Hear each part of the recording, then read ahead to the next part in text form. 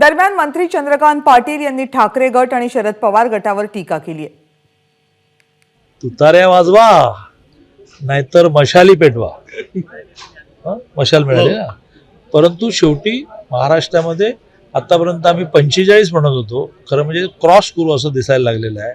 मोदीजींची लोकप्रियता जी वाढायला लागलेली आहे. एकाने खूप चांगलं विश्लेषण केलेलं आहे की मोदीजी हे जात पात भाषा धर्म याच्या वर गेले आणि एक लाभार्थी नावाचा एक गट देशामध्ये त्याने असा निर्माण केला की तो असं म्हणतो, ए बाबा रे तुमचं राजकारण बाजूला, आम्हाला मोदीजी हवे. आता शेवटी आहे की विरोधी पक्षाने शेवटपर्यंत हार मानायचीच नसतं ना, सारखं म्हणायचं असतं.